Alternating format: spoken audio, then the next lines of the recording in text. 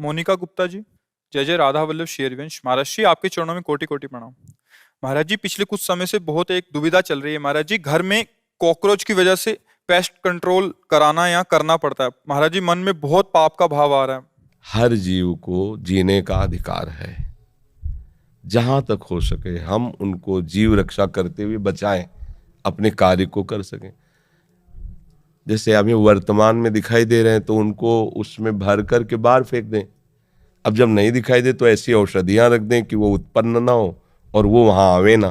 अब हमें दिखाई दे रहे हैं टहलते हुए, उनके ऊपर ऐसे केमिकल डालें जिससे वो मर जाए, तो पाप तो होगा, ये भोगना पड़ेगा। सब जीव इस भूमि में जीने का अधिकार रखते हैं। तुमने एक घेरे में अपने घर को अपना मान लिया है, लेकिन है तो भगवान का ही। तो उसमें छिपकली का भी तो अधिकार है, चींटी का भी अधिकार है, बिच्छू का भी अधिकार। भूमि भगवान की है ना, सकल भूमि गोपाल की। या में अटक कहाँ, सब भगवान के जन है। हाँ, कुछ हमारा विरोधी भाव है।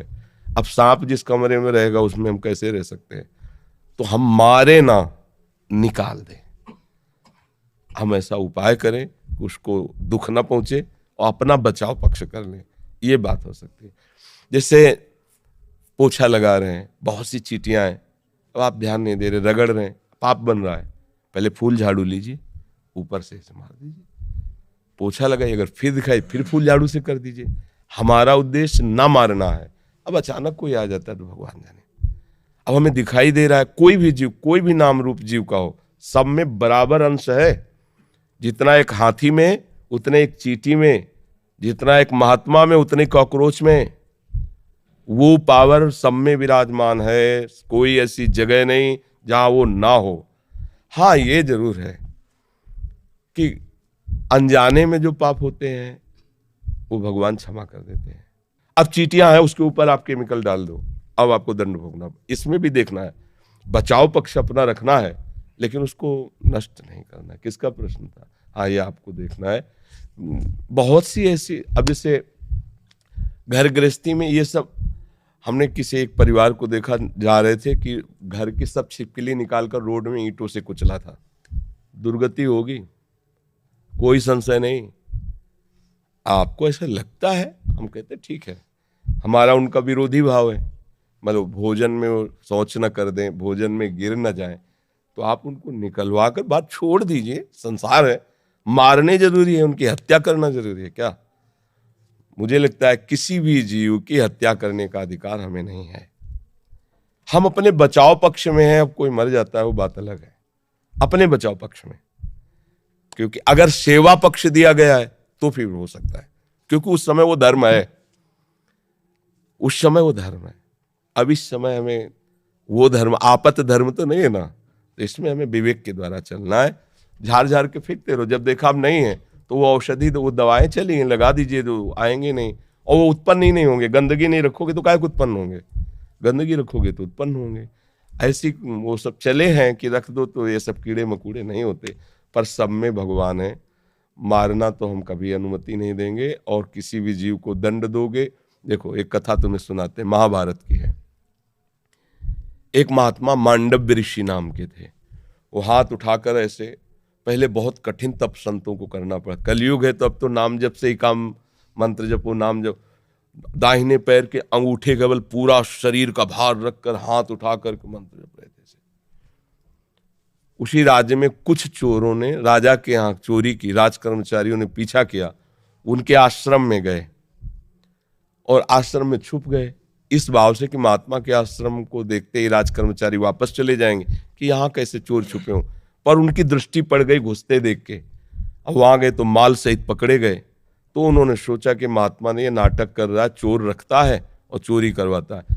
तो उसी अवस्था में मांडव्य ऋषि को भी ले गए और राजा के सामने पेश किया कि समस्त चोरों को पकड़ लाए तो उनका सूली की सजा दे दो। सूली की सजा बड़ी भयानक होती थी।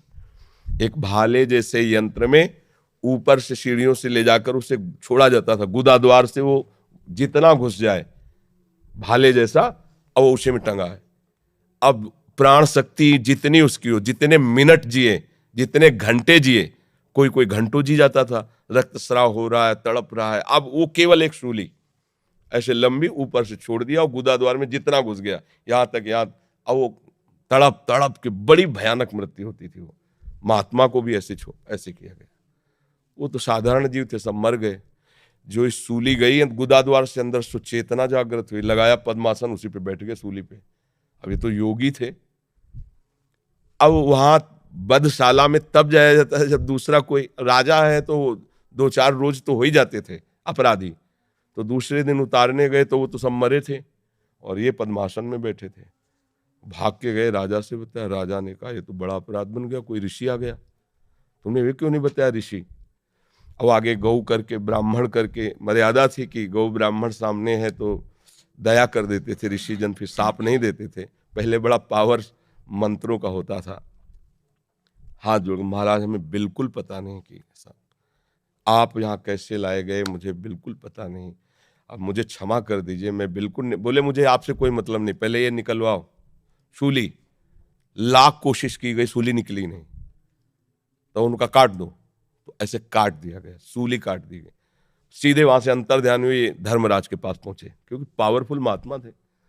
धर्मराज से कहा कि मैंने क्या ऐसा पाप किया जो तुमने दंड विधान किया, क्योंकि ऊपर हाई कमान तो वहां है ना, क्रिया यहां दिखाई दे रही, कारण तो वहां है ना, पूरा हिसाब किताब उनके पास। तो बड़े गुस्सा में थे। तो उनका गुस्सा मत होइए महाराज, आप देख लीजिए। जैसे अपने है ना कि रिवर्स करके फिर वही सीन चला के दिखा दी टीवी में, तो वहां उन्होंने सीन दिखाई। ये 8 वर्ष के बच्चे हैं, खेल खेल में तितली को पकड़ा और उसकी गुदा के द्वार में बम्बूल का कांटा डाल दिया और छोड़ दिया। तड़प तड़प के वो तितली काफी समय में, बम्बूल का कांटा बड़ा होता है, तो जानते उसका परिणाम क्या आया, सूली उनके गुदा में डाली गई महात्मा होने पर भी। अच्छा, गुदा से कांटा निकाला नहीं तो सूली निकली नहीं। ये केवल मुंह जबानी कथा नहीं, महाभारत में भगवान व्यास देव जी ने इसको लिखा है। तो उनका नाम हुआ अणिमांडव्य। तब उन्होंने कहा कि हम नया नियम बनाते हैं, 14 वर्ष तक के बालक के पहले के अपराध जो है वो नहीं माने जाएंगे, वो मैं क्षमा करने का विधान बनाता हूं। और तुम मुझे बालक को इतना बड़ा दंड दिया उस खिलवाड़ का, इसलिए तुम मृत्यु लोक में जाओ, 100 वर्ष के लिए मैं तुम्हें शाप देता हूं। तो वही विदुर जी के रूप में आए, साक्षात धर्मराज। अंश से युधिष्ठिर है, लेकिन साक्षात धर्मराज विदुर जी के रूप में आए। अणिमांडव्य ऋषि के आज भी वसूली वैसी है।